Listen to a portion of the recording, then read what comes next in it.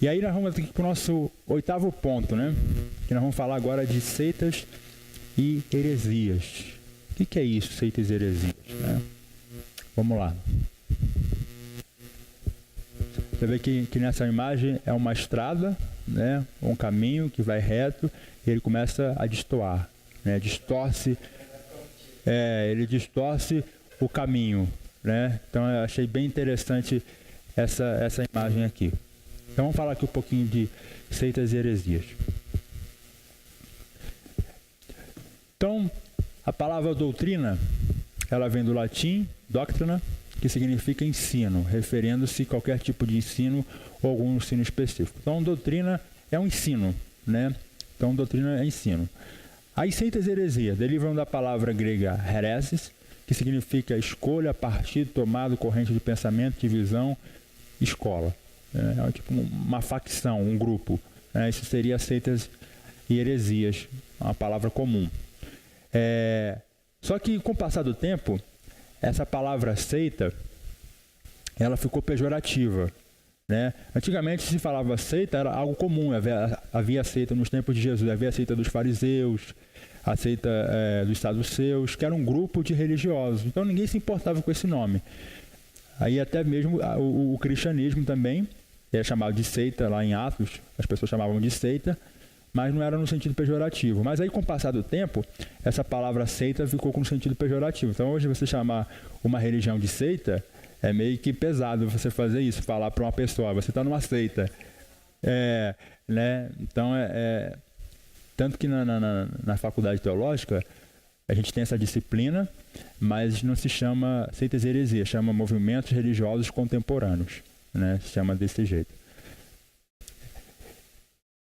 E aí ele fala aqui que com o passar do tempo ela entrou com essa conotação negativa, essa palavra seita.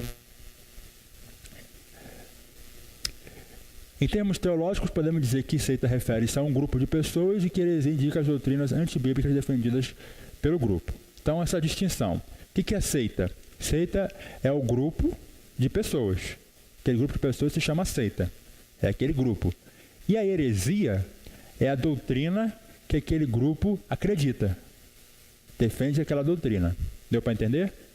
Seita é o grupo de pessoas, e a heresia é a doutrina, a ideologia que aquele grupo, aquela seita, defende. Então essa é a distinção. Olha o que o Walter Martin diz a respeito de seitas. Um grupo de indivíduos reunidos em torno de uma interpretação errônea da Bíblia, feita por uma ou mais pessoas. Então tem a ver com essa questão de grupo, né? E aí veja aqui qual que é o problema. Interpretação errônea da Bíblia, né? Então uma má interpretação da Bíblia pode criar uma seita, né? Então a maioria das seitas são assim. Foram criadas por crentes, né, que formaram uma doutrina errada e surgiu uma seita, né? Então aqui uma má interpretação da Bíblia, uma interpretação errônea da Bíblia. Então isso é um grande problema. Por isso, meus irmãos, que nós temos que estudar a Bíblia, né? Por isso que nós temos que buscar nos capacitar, por isso que nós temos que estar sempre buscando a própria Bíblia, outros livros, interpretação, né? Essa disciplina no curso teológico é a mais importante, né? Que é a hermenêutica e a exegese, né? Doutrina da interpretação bíblica. Ela é mais importante, porque se você fizer uma má interpretação da Bíblia, você pode criar uma seita, né? Você pode fazer um estrago. Então, tem que tomar muito cuidado com isso. O Josh McDowell diz assim, a respeito de seita: é uma perversão, uma distorção do cristianismo bíblico ou a rejeição dos ensinos históricos da igreja cristã. Então, mas isso aqui é mais para heresia, né? Está falando da doutrina. É uma perversão, uma distorção do cristianismo bíblico ou a rejeição dos ensinos históricos da igreja cristã, né? Então isso aí é heresia. É assim como ele define. E aí nós temos muitas religiões, né? São muitas religiões no mundo todo. Ele fala aqui, ele fala que isso não é exclusivo dos tempos de Jesus. Atualmente existem milhares de seitas e religiões falsas, as quais pensam estar fazendo a vontade de Deus, quando na verdade não estão, né? Aí ele fala aqui, há 10 grandes religiões principais. Aí tem um monte. hinduísmo, jainismo, budismo, sikhismo na Índia, confucionismo e taoísmo na China, shintoísmo no Japão, judaísmo na Palestina, zoroastrismo na Pérsia, atual Irã, islamismo, Arábia, e nessa lista alguns incluem o cristianismo. Além disso, existem mais de 10.000 seitas, subdivisões dessas religiões, estando 6.000 localizadas na África, 1.200 nos Estados Unidos e o restante em outros países. Esse é o desafio de missões, né? Esse é o desafio do campo missionário. É muita coisa, né? Para poucos apologistas, é verdade, né? E aí, você vai chegar lá na África com 6.000 religiões. Você vai chegar nos Estados Unidos com 1.200 religiões falsas. E aí, como você vai chegar lá, vai pregar normal? Isso. Você vai precisar fazer apologética, né? Vai precisar defender a fé, assim como Paulo fez lá em Atenas. Ao chegar naquela região, ele teve que defender a fé, né? Então, esse é o grande desafio, né, do curso dos missionários. O Instituto Cristão de Pesquisas, o ICP, ele faz uma classificação de seitas. Ele classifica. Aí ele bota aqui, secretas, maçonaria, teosofia e outras ali. Pseudo-cristãs são aquelas que parecem com cristãs, né? Parecem com o cristianismo, bem parecidas, mas não são, né? Os mormons, testemunhas de Jeová, né? Adventista e outras aí. Ciência cristã é um tipo de religião, não sei quando, não conheço assim. É porque tem muita coisa. Espíritas, kardecismo, né, que é bem conhecido, a Legião da Boa Vontade, racionalismo cristão, é mais nessa área espírita. Afro-brasileiras, né, que a gente conhece também, Umbanda, Quimbanda, Candomblé e por aí vai. Então é um tipo de classificação, né? Orientais, Sechanoe, Igreja Messiânica Mundial, Hare Krishna, esses aí são mais conhecidos aqui. Unicistas são aquelas que não acreditam na Trindade, né? Que Deus ele subsiste na forma de 3 pessoas. Então eles são chamados de unicistas. Voz da Verdade, Igreja Local, só Jesus, porque você acredita que só na pessoa de Jesus. Então não acredita no Deus Pai nem no Deus Espírito Santo, né? Então,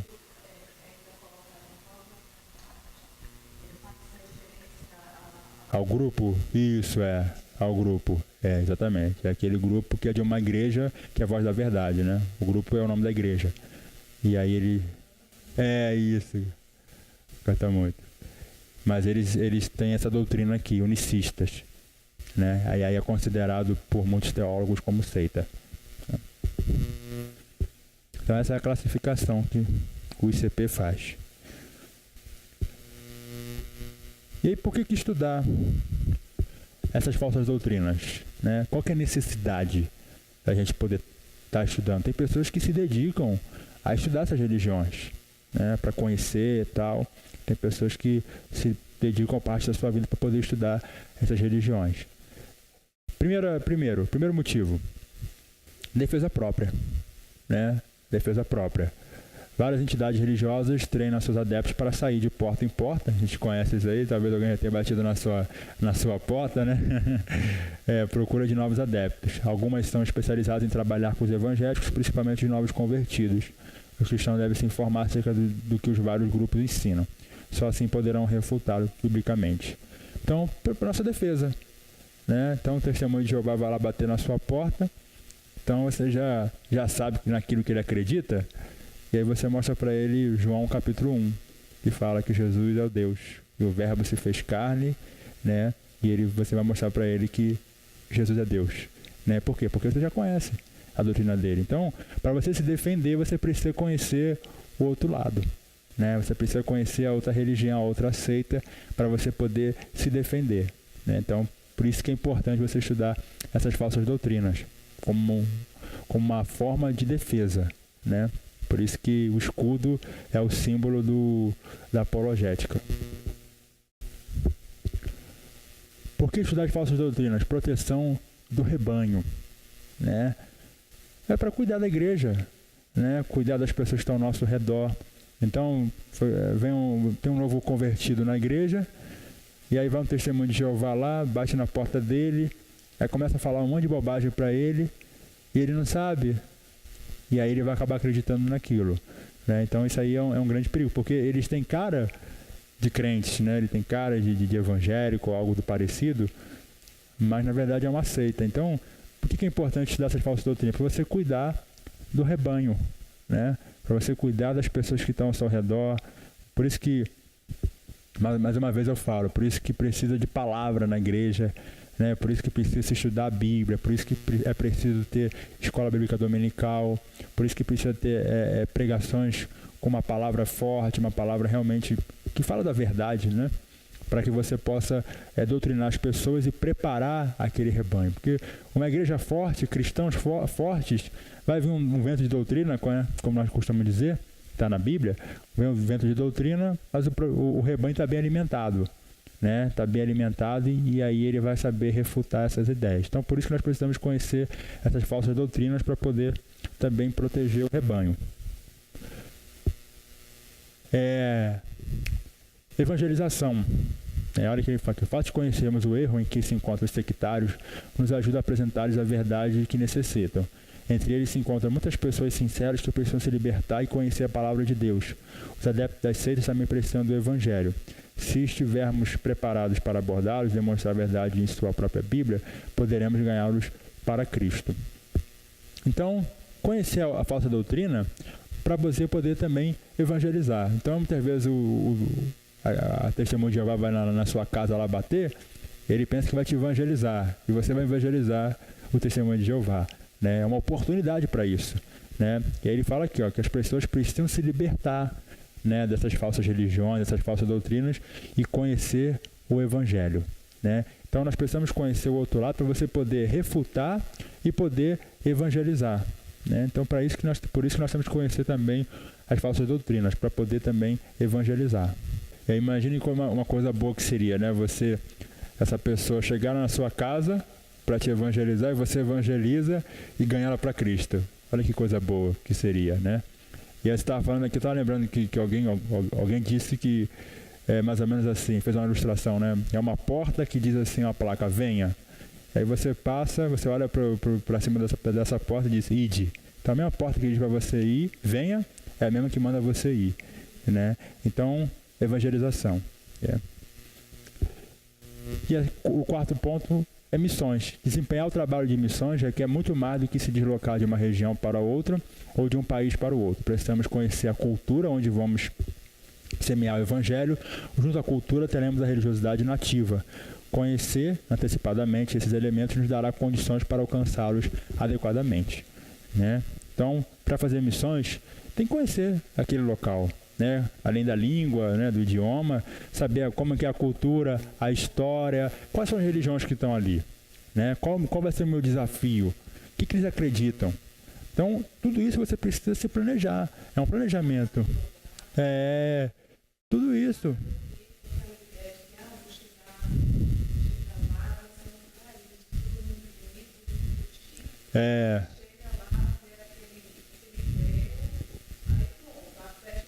Isso, Acho que eu não fui chamado para isso não. Acho que eu tenho que voltar. Né? Então... Acontece isso. Então, por isso que é importante você conhecer as falsas doutrinas. Quais são as religiões que estão ali? Vamos fazer um mapeamento ali, né? Conhecer o que eles acreditam, né? Para eu poder chegar lá, porque eu não vou chegar lá e simplesmente vou começar a pregar tranquilo. Não. Vai ter resistência, né? Vai ter barreiras, vai ter outras religiões naquele lugar. Então eu preciso conhecer para eu poder fazer a minha defesa da fé. E aí eu acho que esse ponto aqui, ele é muito importante, né? Caracterização das seitas, né? O nosso propósito aqui da aula, ele não é falar das seitas, no sentido assim, de conhecer cada seita, né? Nós não temos tempo para isso. Imagine se nós fôssemos falar de várias seitas aqui, não daria tempo, né, de cada uma. Mas esse slide aqui, ele mostra 4 características das seitas. Então acho que é muito importante, porque vai nos dar base para poder observar uma religião e falar assim, essa religião aqui, ela é uma seita. Né? Então, o primeiro ponto aqui, ele diz assim, como é que eu sei que é uma seita? Possui uma outra fonte de autoridade além da Bíblia. Tá? Então, esse é o primeiro ponto que caracteriza uma seita, uma falsa religião. Tem uma outra fonte de autoridade além da Bíblia. Para nós, cristãos, evangélicos, protestantes, nós entendemos que a nossa única fonte de fé e prática é a Bíblia Sagrada. É a palavra de Deus. É a única fonte. Né? Nós lemos outros livros e tal, mas não é a nossa base. A nossa base é a palavra de Deus. É o único livro que nós entendemos que foi um livro inspirado por Deus, que foram homens que escreveram, mas homens inspirados pelo Espírito de Deus, que escreveram esse livro, que a palavra de Deus é inerrante, ela não contém erros, é uma palavra absoluta, é a autoridade da Bíblia. Só que quando você vê algumas seitas, você vê que eles têm uma outra fonte de autoridade. Algumas acreditam na Bíblia e acreditam em outros livros e colocam no mesmo patamar a Bíblia e outros livros. Exemplo, os Mormons. Tem um livro dos Mormons, né? E eles colocam de igualdade a Bíblia e o livro dos Mormons. Né? O Espiritismo kardecista. Tem lá o livro de Kardec, Allan Kardec. Eles colocam no mesmo nível de autoridade da Bíblia. Né? Com os livros de Ellen Goldwhite, né? Bota no mesmo patamar. Por isso que é considerado uma seita. Então, você vê isso. Então, para nós, a Bíblia é exclusiva. Só tem a Bíblia.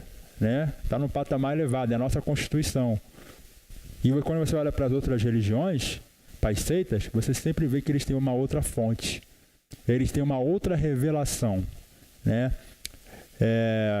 Por exemplo, os Mormons foi o anjo que deu uma revelação para o líder deles. Né? Fez uma nova revelação. No islamismo, o anjo Gabriel, né, deu uma revelação para Maomé. Né? Então, uma nova revelação. O apóstolo Paulo diz lá em Gálatas, né? Mesmo eu ou um anjo do céu vos pregar um outro evangelho, seja anátema, seja maldição. Não, o único evangelho é esse aqui. Né? O cânon foi fechado, essa aqui é a nossa única fonte. Mas aí, outras religiões, e você perceba que a maioria dessas religiões, elas começaram assim, com uma nova revelação.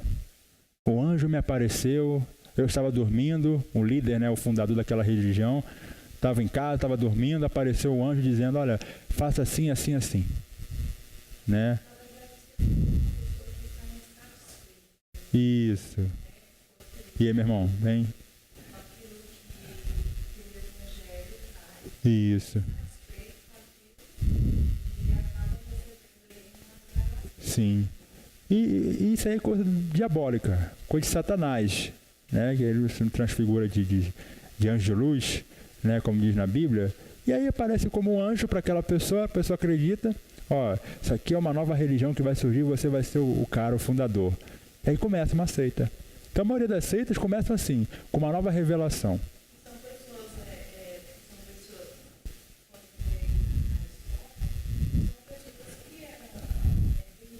Sim. Que influenciava, né? Aí o diabo vai se manifestar para elas. Não vai no fraquinho ali que não influencia ninguém. Vai pegar aquele cara ali que tem uma boa oratória, uma pessoa, né, que influencia, vai se manifestar para ela, vai me apresentar que ela prega isso aqui. Porque a grande estratégia do diabo é essa. É falsas religiões. Né? É um engano, é mentira. Né? Então, a grande estratégia dele é essa. Tem até um vídeo que eu estava vendo, que eu já vi, que ele fala das perseguições, né? Fala dos mártires da igreja, aí fala e tal. E aí ele, quando entra Constantino ali no século III, e aí começa a igreja católica e tal, aí ele fala assim, no vídeo, o narrador fala assim, e Satanás mudou a sua estratégia. Ele parou de perseguir a igreja. Porque não está dando muito certo, né? Só estava crescendo a igreja, né? E aí ele fala, Satanás mudou a estratégia. E aí começa a igreja católica e tal. Então, a grande estratégia do diabo é essa. Falsas religiões, falsas doutrinas. E quantas pessoas são levadas por isso, né? Segundo ponto. Caracteriza uma seita. Diminui a pessoa de Cristo. Esse é o segundo ponto. Eles diminuem a pessoa de Cristo. Por exemplo, Testemunha de Jeová. Jesus não é Deus. Diminui a pessoa de Cristo. É uma seita. Diminuiu. Então, muitas dessas religiões, o islamismo, Cristo é só um profeta. Não é Deus. Olha aí, olha o problema, né? Então, uma característica marcante das seitas é essa, que eles diminuem a pessoa de Cristo. Cristo não é Deus, foi um grande homem, foi um grande profeta, mas ele não é o próprio Deus. Então, ele não é o Salvador, ele não é o nosso Redentor.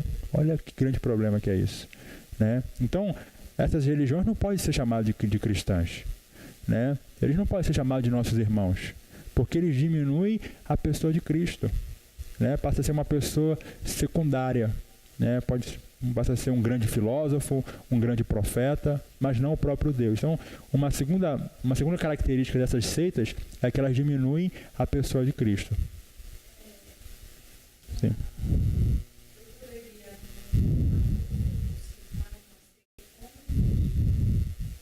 Sim, religião e seita seria a mesma coisa, nesse sentido.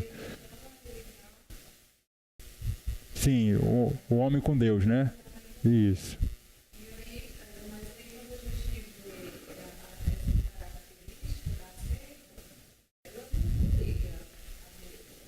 Na verdade, assim, muitas delas acreditam em Deus, né? Por exemplo, os espíritos acreditam em Deus, né? Acredita, mas na pessoa de Cristo já diminui a pessoa de Cristo, né? Então, tipo assim, a gente não vai chamar de seita lá fora, assim, pô, você faz parte de uma seita, fala de religião, é uma forma mais educada, né, de falar, né? Mas é uma seita, né? Porque distorce, né, a verdade do cristianismo. O terceiro ponto, ensina a salvação pelas obras, né? Ensina a salvação pelas obras, um grande problema também, né?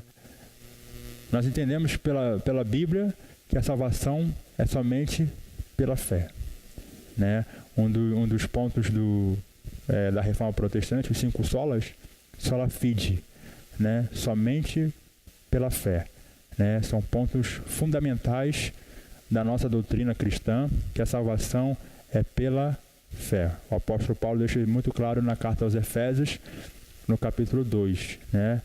Que nós somos salvos pela graça. Isso não vem de vós, é um dom de Deus para que ninguém se glorie diante dele. Então a salvação não é pelas obras, é pela graça. Só que muitas religiões ou seitas ensinam isso aqui. Salvação pelas obras. Nós vimos aqui na nossa linha do tempo, no primeiro encontro, que os judaizantes, no primeiro século, já pregavam isso. Crer em Jesus somente não é suficiente. Tem que circuncidar, tem que guardar o sábado, tem que participar das festas judaicas, porque senão você não vai ser salvo. Só crer em Jesus não é o suficiente. Eles falavam isso. E você vê que as seitas de hoje falam a mesma coisa. A salvação, o catolicismo também fala isso. Que não é somente a fé em Cristo. Tem que fazer Eucaristia, tem que fazer aquilo outro, as doutrinas, né, católicas. Porque a salvação em Cristo, ela não é suficiente. Eles acreditam assim. E aí isso é uma característica marcante das seitas. O espiritismo, você tem que fazer boas obras, senão você não vai para o céu. Então, é uma outra marca das seitas. A salvação pela... Sim. Não, eles são fantásticos nessa área, né? Eles são fantásticos, são exemplos para nós, né, de caridades, né? Só que eles acreditam que fazendo isso eles vão ser salvos, né? Então é uma marca das seitas, a salvação pelas obras. Mas nós entendemos que é somente pela fé. E a última aqui, as seitas são exclusivistas quanto à salvação. Muitas delas acreditam que somente aquele grupo, aquela seita, aquela religião que vai ser salva. Os demais não serão salvos. Só nós que guardamos o sábado que nós seremos salvos. Vocês não guardam, então vocês não serão salvos. Então, meus irmãos, quando você vê alguma religião aí e que tem algum desses pontos aqui, você pode dizer, é uma seita. Diminui a pessoa de Cristo, é uma seita. Salvação pelas obras, não pela fé, é uma seita. Normalmente até essas novas igrejas, essas novas seitas, todas tiveram, a maioria, mas a maioria era a mesma fonte, assim, a mesma forma de criação. Uma revelação. Foi isso que nós falamos, isso. Isso. Isso. Tá errado. Então isso aqui tá mentira, né? Então foi o que nós falamos, o islamismo, que o anjo Gabriel apareceu para Maomé, o dos Mormons, Isso. Isso. O G12 também, que veio aparecendo também, um anjo apareceu dizendo que seria dessa forma.